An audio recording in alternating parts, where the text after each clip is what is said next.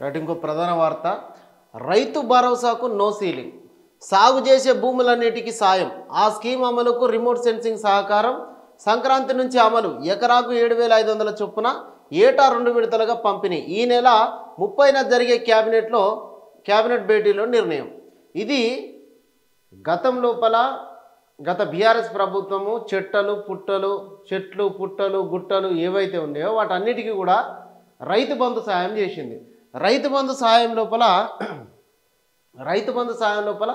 ఎకరానికి 6,000 రూపాయలు చొప్పున ఇస్తే ఎన్నికల మేనిఫెస్టో లోపల 7,500 ఇస్తామని కాంగ్రెస్ పార్టీ ఎన్నికల సందర్భం లోపల చెప్పింది అధికారంలోకి వచ్చిన తర్వాత 7,500 ఇస్తామని చెప్పింది అయితే గత కొద్ది రోజులుగా అటు బీఆర్ఎస్ పార్టీకి సంబంధించిన లీడర్లు రైతులకు అన్యాయం చేస్తున్నారని చెప్పేసి మాట్లాడుకుంటూ వచ్చారు ప్రభుత్వం ఏర్పాటు జరిగిన తర్వాత ఏడాది పూర్తిగా వస్తున్న సందర్భం లోపల ఒక్కొక్క పథకాన్ని అమలు చేసుకుంటూ కాంగ్రెస్ పార్టీ ప్రజల లోపలికి వెళ్తూ ఉన్నది ఈ క్రమం లోపలనే రైతు భరోసాను కూడా 7,500 ఇవ్వనున్నట్లుగా ప్రకటించింది దీనికి ఏదైతే సాగు చేసే భూమి ఉంటుందో నిజంగా వ్యవసాయదారులు పొలంలో అడుగుపెట్టి వ్యవసాయం చేసినటువంటి రైతుకే ఇది ఈ ఫలితం దక్కుతుంది అద్భుతమైనటువంటి ఆలోచన ఆ గతంలో ప్రజాధనాన్ని ఎంత దుర్వినియోగం చేసిరంటే మొత్తం మైనింగ్ వాటికి చెట్లుండి పుట్టలుండి గుట్టలు కూడా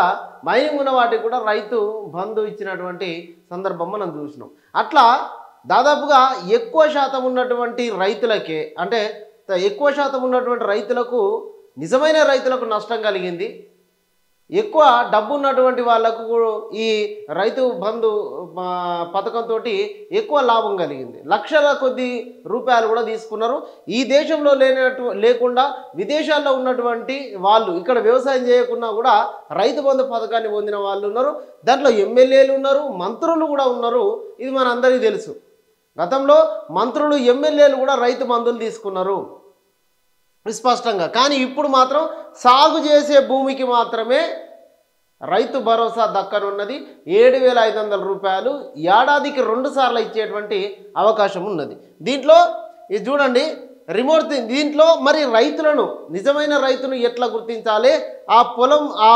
భూమి పైన పట్టా భూములన్నిటికీ కాకుండా వ్యవసాయం చేసే ప్రతి భూమికి పట్టా ఉంటుంది ఆ పట్టా భూములన్నిటికీ కాకుండా వ్యవసాయం చేసేటువంటి రైతులకు మాత్రమే ఈ రైతు భరోసా పథకం అమలు కాబోతా ఉన్నది 7,500 రూపాయలను మరి దీంట్లో ప్రతి గ్రామంలో భూములు ఎన్ని ఉన్నాయి అందులో ఎట్లా సాగు చేస్తున్నది ఆ విలేజ్లో సాగు చేస్తున్న భూమి ఎంత ఉన్నది అనేటువంటి వివరాలు విలేజ్ అగ్రికల్చర్ ఆఫీస్ వద్ద ఉంటాయి కానీ సాగు చేసే భూములకే పంట సాయం అందించాలనేటువంటి కండిషన్ పెట్టడం వల్ల ఫీల్డ్ స్థాయిలో సాగు భూముల వివరాలను గుర్తించే సమయం లోపల అవినీతి చోటు చేసుకునేటువంటి ప్రమాదం ఉన్నది ఈ విషయాన్ని గ్రహించినటువంటి ప్రభుత్వము దీంట్లో రిమోట్ సెన్సింగ్ ఏజెన్సీకి సంబంధించి వాళ్ళ శాటిలైట్ ద్వారా గుర్తించేందుకు మాత్రమే ఇది ఉపయోగపడుతుంది కాబట్టి సాగు చేస్తున్నటువంటి భూములను గుర్తించాలంటే ఇక్కడ రిమోట్ సెన్సింగ్ సపోర్ట్ ఖచ్చితంగా తీసుకునేటువంటి అవకాశం కూడా ఉన్నది మరి రైతులకు చాలా మంది ఒక సర్వే నెంబర్లో ఎంతమంది రైతులకు పట్టా ఉన్నది అనేటువంటి ముచ్చట తెలుసుడు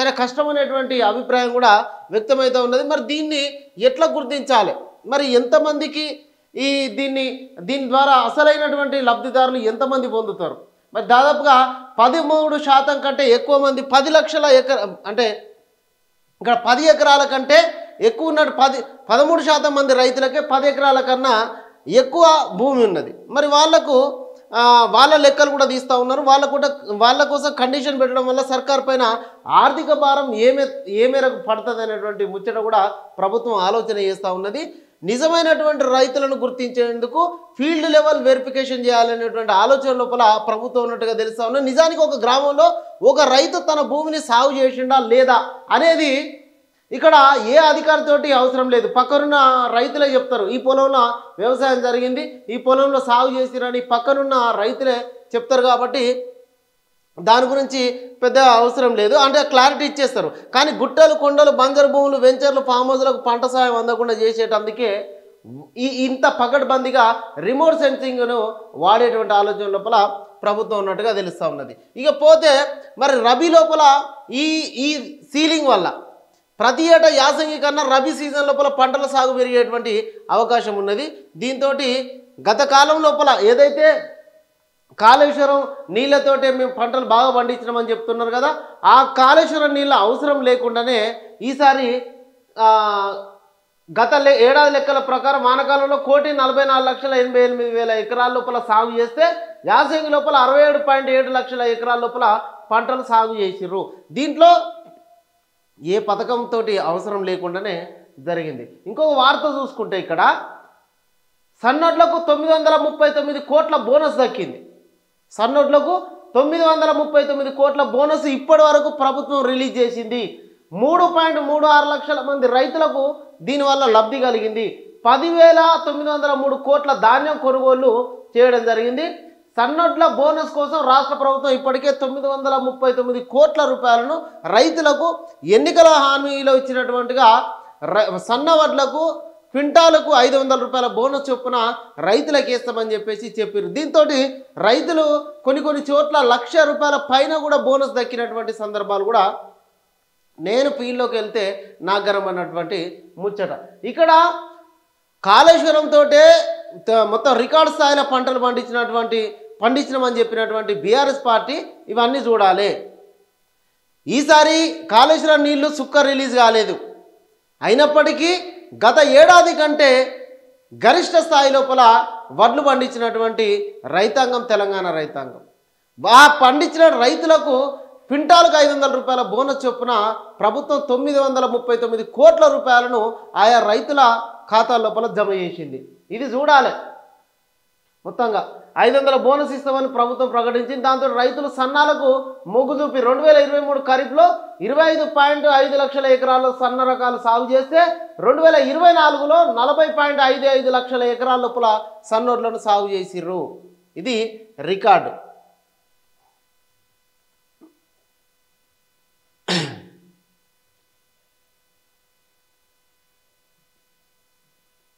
ఇది మొత్తానికైతే సాగు చేసే భూములకే సాయం చేస్తామని ప్రభుత్వం ప్రకటించడం ఏదైతే ఉన్నదో, గత ప్రభుత్వము అటు మంత్రులు ఎమ్మెల్యేలు బాగా ఉన్నటువంటి వాళ్ళకి లబ్ధి చేకూరే విధంగా ఆ రైతు బంధు పథకాన్ని తెచ్చింది. ఇప్పుడు దానికి కోత విధించేటువంటి ఆలోచనలు పంట సాగు చేసినటువంటి భూమికే సాయం చేస్తామని చెప్పేసి ప్రకటించడం ఏదైతే ఉన్నదో దాన్ని ప్రజలందరూ కూడా హర్షిస్తూ ఉన్నారు. ఇక పర్మిషన్ లేదని మీకు తెలియదా? థియేటర్ వద్ద పోలీసులను మీ మేనేజర్ ఎందుకు అడ్డుకున్నాడు? మీరు సినిమా చూడకపోతే ఏమవుతుంది? అల్లు అర్జున్ పైన పోలీసుల ప్రశ్నల వర్షం, కొన్నింటిపై బన్నీ మౌనం, ఘటన వీడియో చూసి ఎమోషనల్, విచారణకు పూర్తిగా సహకరిస్తారని వెల్లడి, బౌన్సర్ ఆంటోనీ అరెస్టు, విడుదల, సీన్ రీకన్స్ట్రక్షన్. మొత్తానికైతే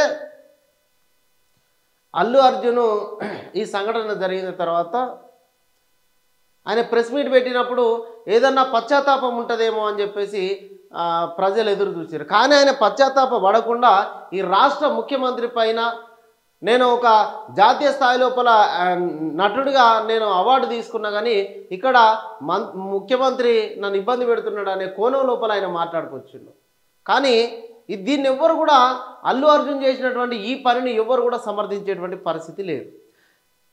అసెంబ్లీ లోపల పుష్ప సినిమా తొక్కిసలాట లోపల ఒక మహిళ ప్రాణాలు కోల్పోతే అటువైపు నిలబడాల్సినటువంటి పెద్దలు ఎవరైతే ఉన్నారో వాళ్ళంతా ఇటు అల్లు అర్జున్ పక్షాన నిలబడడం ఏదైతే ఉన్నదో బాధ అనిపించింది అని చెప్పి ముఖ్యమంత్రి అసెంబ్లీ లోపల మాట్లాడడం జరిగింది. దానిపైన మళ్ళీ వెంటనే అల్లు అర్జున్ ప్రెస్ మీట్ పెట్టి అసలు నాకు అదంతా తెలియదు, నేను ఏం జరిగిందో నాకు తెలియదు అని చెప్పేసి మాట్లాడుకొచ్చిండు. నిన్న మళ్ళొకసారి పోలీసులు నోటీస్ ఇచ్చిర్రు. చిక్కడపల్లి పిఎస్ లోపల 11 గంటలకు మళ్ళా విచారణకు పిలిచి సీన్ రీకన్స్ట్రక్షన్ పేరుతోటి ఆయన సంధ్య థియేటర్కి తీసుకెళ్ళారు. మొత్తంగా నిన్న ప్రశ్నల లోపల అల్లు అర్జున్ ఒక్కదానికి కూడా సరిగ్గా సమాధానం చెప్పలేదు, తెలియదు, గుర్తులేదు, మర్చిపోయినా అనేటువంటి విధంగా ఆ సినిమా లెవెల్లోనే ఆయన నిన్న పోలీసుల ముందు వ్యవహరించిండు. దీంట్లోపల పోలీసులు అడిగినటువంటి ప్రశ్నలు, అసలు మీ మేనేజర్ ఎందుకు అడ్డుకున్నాడు పోలీసులను థియేటర్ దగ్గర, అట్లనే అక్కడ బయట ఒక మహిళ మరణించిన సంగతి మీకు తెలియదా, తెలిసినా ఇంకే అక్కడే ఎందుకున్నారు, పోలీసులతోటి ఏ ఒక్క అంశాన్ని కూడా పూర్తిగా మాట్లాడలేదు. అయితే దీనిపైన విచారణకు పూర్తిగా సహకరిస్తా, దీన్ని ఇంతటితో వదిలేస్తే బాగుంటుంది అన్నట్టుగా ఇటు కాంగ్రెస్ పార్టీ లీడర్లు కూడా ఎవరు కూడా మాట్లాడొద్దు అనేటువంటి ఆదేశాలను కూడా పిసిసి ఇచ్చినట్టుగా తెలుస్తూ ఉన్నది. మొత్తంగా ఆ రోడ్ షో ఎందుకు నిర్వహించారు, దానికి పోలీసుల పర్మిషన్ లేకపోయినా మీరు ఎందుకు చేసిర్రు, యాజమాన్యం థియేటర్ యాజమాన్యం ఎందుకు పర్మిషన్ తీసుకోలేదు అనేటువంటి విషయం మీకు తెలియదా అని మీ ప్రైవేట్ బౌన్సర్లు అక్కడ ఉన్నటువంటి అభిమానుల పైన ఎందుకు దాడి చేయాల్సి వచ్చింది అని చెప్పి పోలీసులు స్టేషన్ థియేటర్ లోపలికి ఎంట్రీ అవ్వడం పైన అనేక ప్రశ్నలను వాళ్ళు సంధిస్తే ఒక్కదానికి కూడా మాటలు చెప్పనటువంటి పరిస్థితి ఉన్నది. దీంట్లో నిందితుల పైన కేసులు అయితే ఉన్నాయి. A11గా ఈ కేసు లోపల ఆయన ఉన్నాడు.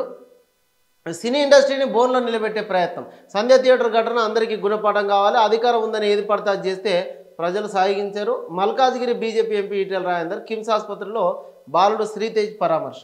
శ్రీతేజ్ ఇప్పుడు ఆరోగ్య పరిస్థితి కొంత కుదురబడుతున్నట్టుగా అయితే వార్తలు అయితే మనం చూస్తూ ఉన్నాం. హాస్పిటల్ బులెటిన్ కూడా రిలీజ్ చేస్తూ ఉన్నది ఎప్పటికప్పుడు.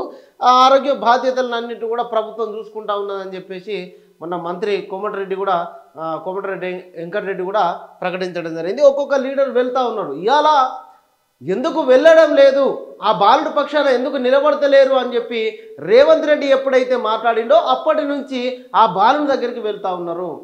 అరే నిండు ప్రాణం పోయింది, ఇంకొక ప్రాణం సాగు బతుకుల మధ్య కొట్టుమిట్టాడుతున్నది, ఆ బాధితుని పక్షాన ఆ బాలుడి పక్షాన నిలబడాల్సినటువంటి వ్యక్తులంతా కూడా అల్లు అర్జున్ పక్కన ఎందుకు నిలబడుతున్నారు అని చెప్పి ఆ ముఖ్యమంత్రి రేవంత్ రెడ్డి ప్రశ్నించిన తర్వాత ఇప్పుడు ఆ బాలుడి దగ్గరికి వెళ్తూ ఉన్నారు.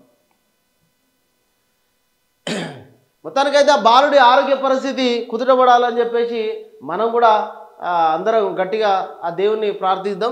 ఇకపోతే మాజీ సర్పంచ్ల పెండింగ్ బిల్లులకు లైన్ క్లియర్, 10 లక్షల లోపు ఉన్న వాటిని విడుదల చేస్తాం.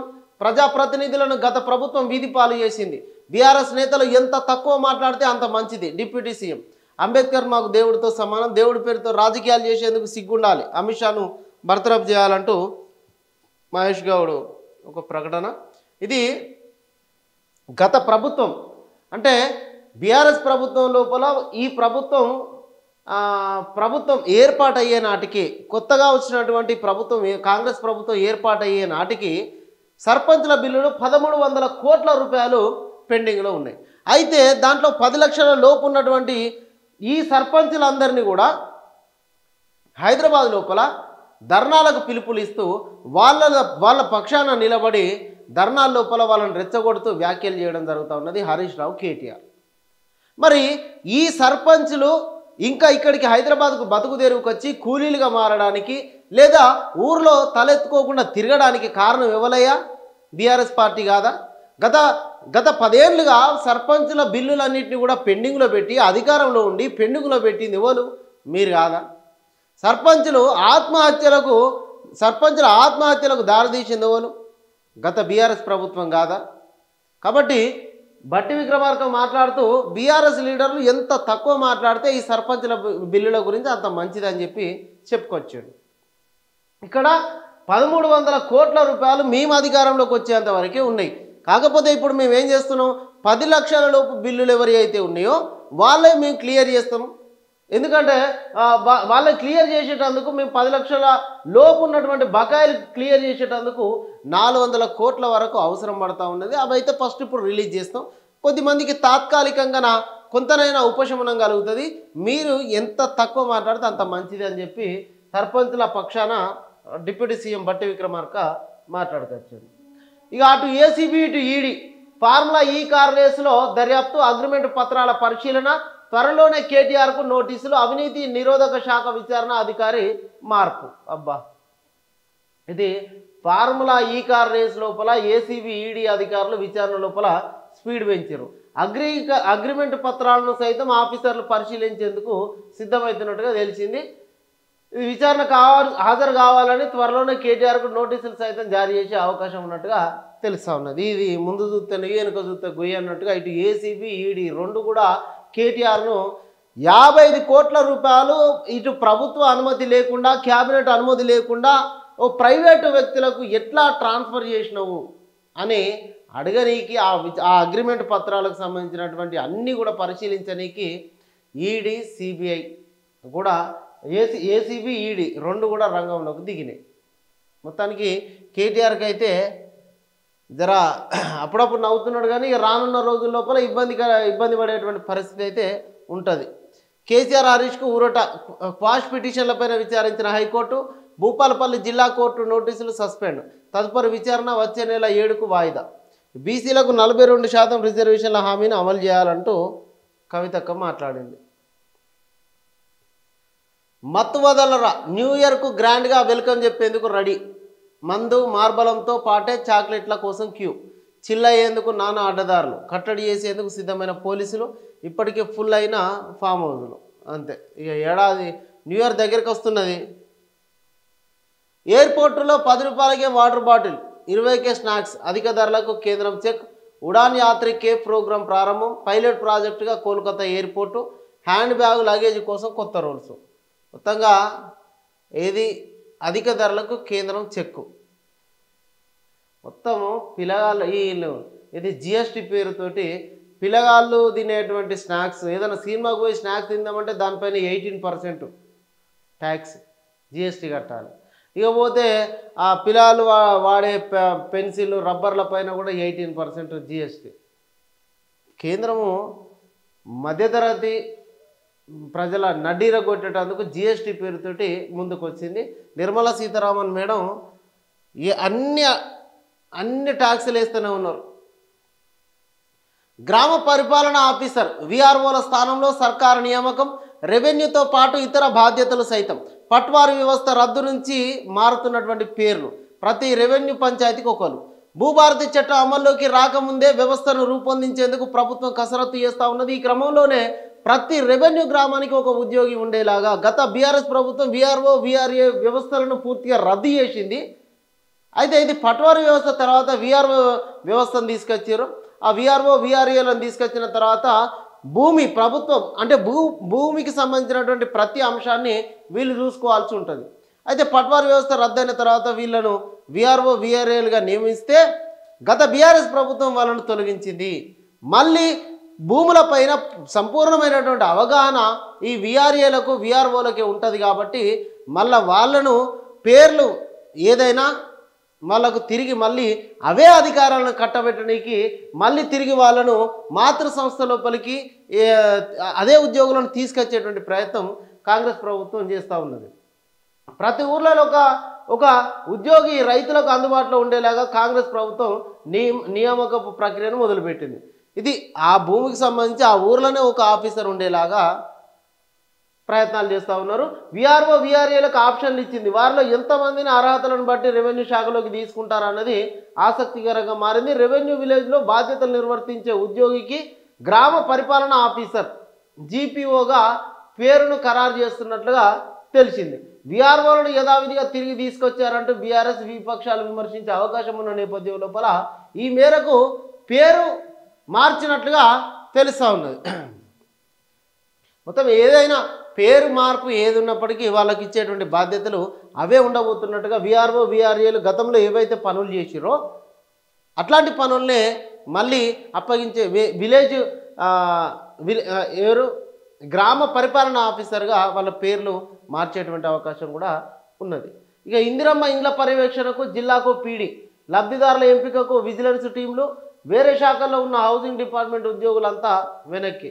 సంక్రాంతిలోగా గ్రామాలకు రెవెన్యూ అధికారులు. మంత్రి పొంగులేటి.